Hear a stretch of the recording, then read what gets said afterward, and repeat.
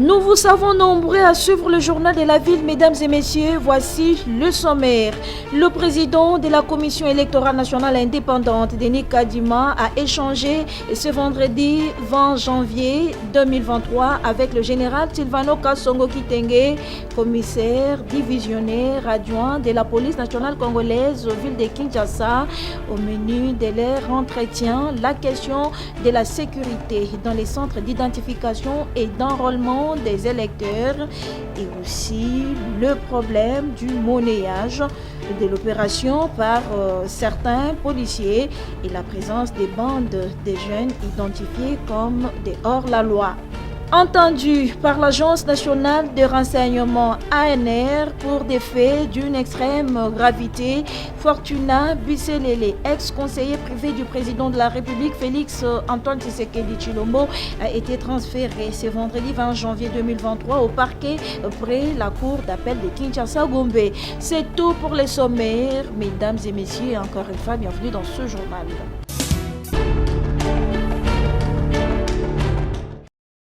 Une séance de travail technique présidée ce jeudi 19 janvier 2023 à l'immeuble du gouvernement par le Premier ministre Jean-Michel Samalou Kondé en prélude de la visite du souverain pontife prévue du 31 janvier au 3 février 2023. Séance de travail à laquelle ont pris part les présidents des commissions préparatoires, notamment ceux issus de l'Église catholique, de la présidence de la République, du gouvernement ainsi que les experts impliqués dans l'organisation de cet événement. Selon Monseigneur Donatien Chollet, secrétaire général de la Conférence épiscopale nationale du Congo, SENCO, et chapelain de sa sainteté le pape, la rencontre de ce soir, présidée par le chef du gouvernement, est un signal que la préparation de la visite du pape est à un niveau très avancé. C'est vraiment une confirmation que le pape est attendu au sommet de l'État. C'est une confirmation que toutes les dispositions sont en train d'être prises pour que des milliers de fidèles qu'on attend l'on puisse être à l'aise. Donc là, c'était l'occasion de faire un tour de table pour vérifier tous les aspects parce que c'est une organisation complexe. Vérifier tous les aspects et avoir des assurances. Le 25 janvier, l'essentiel sera fait, le reste sera la déclaration et tout. Donc. Pour sa part, le ministre de la Communication et Médias et porte-parole du gouvernement, Patrick Mouyaya, a laissé entendre que c'est l'occasion de rappeler la nécessité pour chaque Congolais de contribuer à écrire l'histoire, car le passage du pape en RDC est un moment important. Nous sommes à 12 jours de l'événement et d'ailleurs cette nuit, le Premier ministre lui-même était sur le coup des 0 heures sur les sites pour voir comment les travaux évoluent. Ici, il était question à nouveau de nous réunir dans ces cadres avec l'Église et toutes les commissions du gouvernement qui travaillent à préparer cet événement historique au regard des différentes informations avancées par les services ici. Nous sommes en droit de penser que d'ici quelques jours, les sites seront prêts et nous pourrons procéder à des simulations. C'est l'occasion de rappeler la nécessité pour le Congolais de contribuer à écrire l'histoire parce que le passage du pape en République démocratique du Congo, surtout qui nous fera l'honneur de rester plus de 3 jours, c'est un moment important.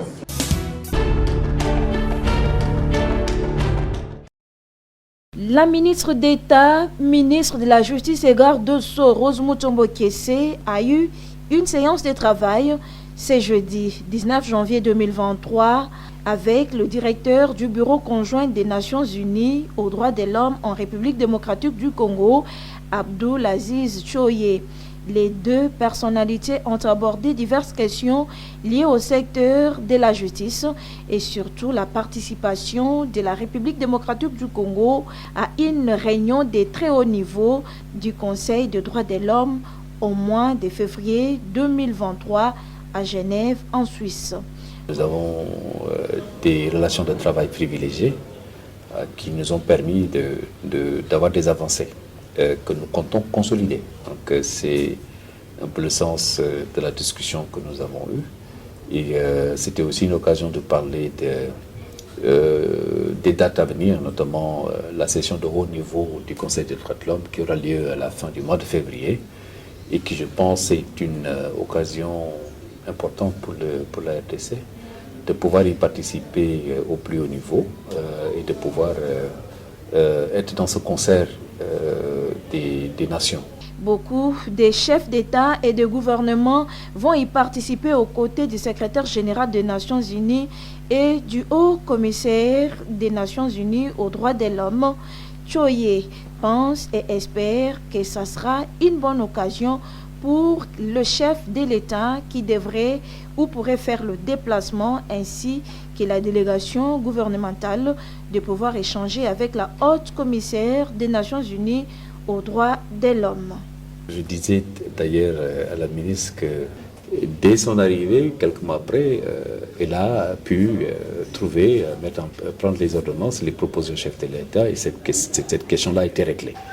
C'est pour l'honneur du pays, c'est une date et c'est un succès marquant pour le pays, pour tous les acteurs judiciaires et également tous les défenseurs des droits. De la nouvelle élite pour la relève, FNR, c'est un mouvement sociopolitique qui va bientôt voir le jour en République démocratique du Congo. Regroupant en son sein les jeunes, FNR est créé pour mettre les idées ensemble et apporter les changements au pays.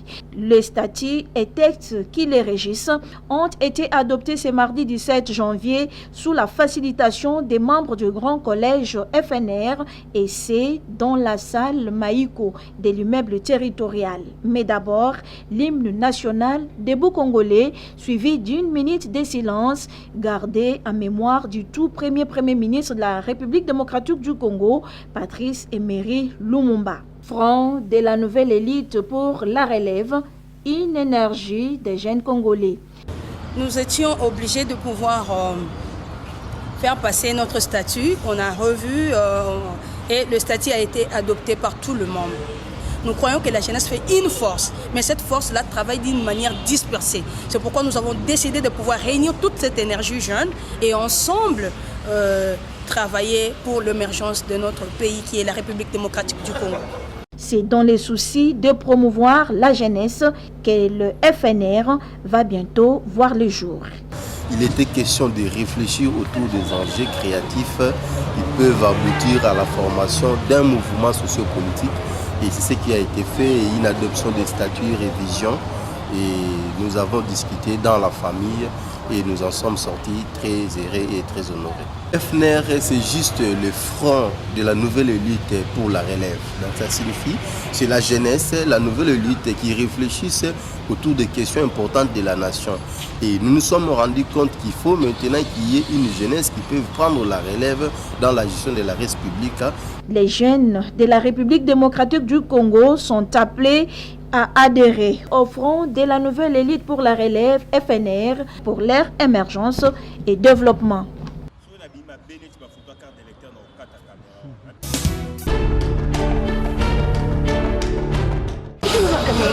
Bobo Mukonde, membre du parti politique Autre Vision du Congo AVC, parti cher à Didier Boudimou, s'est acquitté de son devoir civique ce vendredi 20 janvier 2023 au site d'identification et d'enrôlement des électeurs de la Commission électorale nationale indépendante CENI, située à l'école Macaire dans la commune de Kalamou.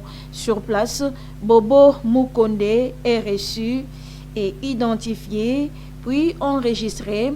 Il pose son empreinte digitale, passe à la capture et reçoit sa carte d'électeur. Au sortir du site CENI, Bobo Mukonde appelle la population de Kalamou de s'enrôler en masse pour avoir accès au vote de 2023. Les souhaits du parti Autre Vision du Congo AVC est de donner un second mandat à Félix Antoine Tshisekedi Tshilombo. C'est des devoirs ou un devoir civique pour enseigner la motonioso, surtout la population à Kalam, nous allons couvrir la bango, bas s'enrôler. Pour te esungabiso na maponami en 2023, pour que ça deuxième mandat dans le chef de l'État, son Excellence Félix Antoine Tshisekedi. topesa ye mandat acontinue devoir na ye azosala mpo mboka oyo ekende liboso. Ngai Bobo nazali membre na parti chair ya son excellence ministre Didier Moudimbu, AVC. Les temps pressent, allons nous enrôler, martèle Bobo Mukonde, membre AVC.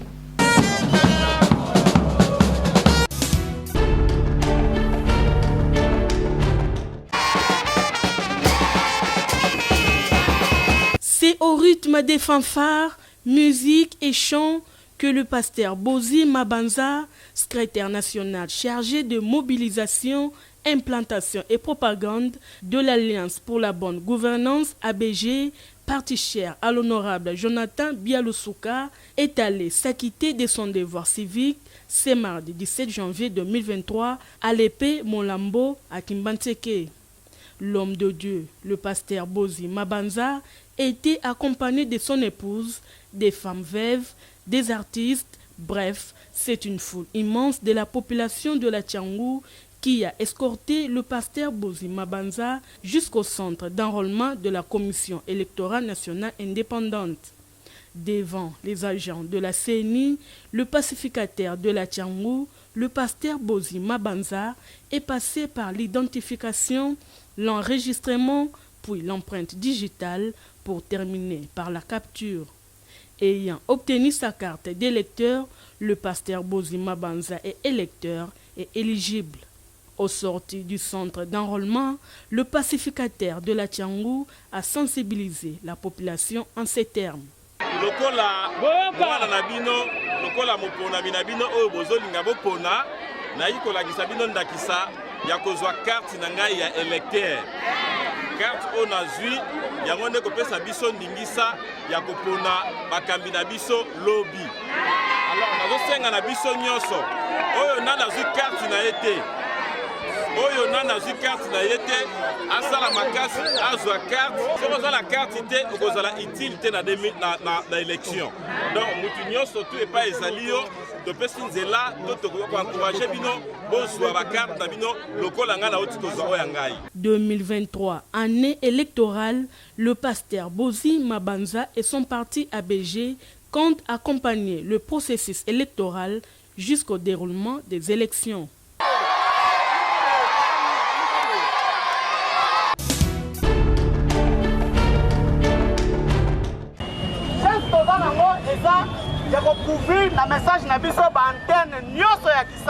La carte d'électeur est gratuite et non à vendre. Quinoises et Quinois, allons nous enrôler en masse pour en avoir. Tel est le message au centre de la campagne de mobilisation en masse de la population organisée ce jeudi 19 janvier 2023 par les réseaux d'éducation civique au Congo en partenariat avec le bureau exécutif provincial de la Commission électorale nationale indépendante. Lieu de départ de cette mobilisation, la place Victoire, un point de chute pour tous les Quinois. Mégaphone à main, banderole et affiche avec message d'encouragement à la population de s'identifier et s'enrôler car le temps presse.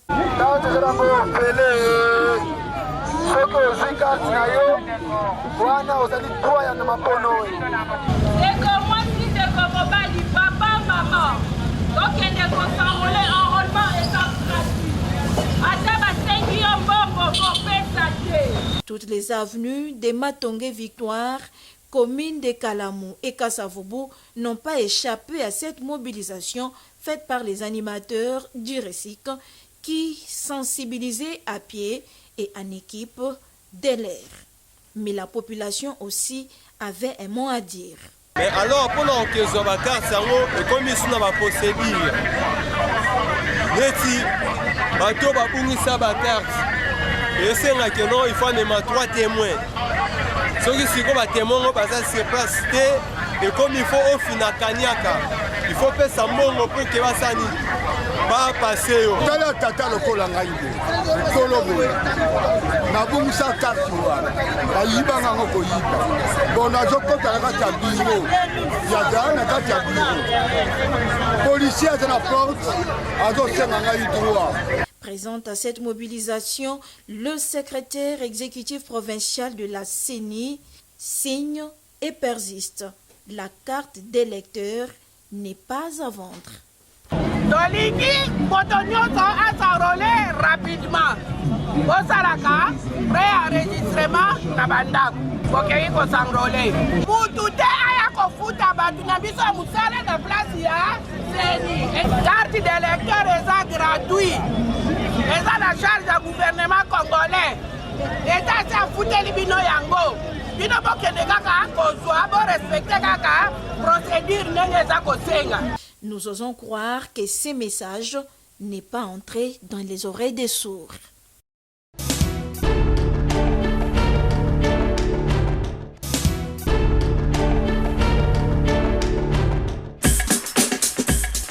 Nous sommes arrivés à la fin de ce journal de la ville, mesdames et messieurs.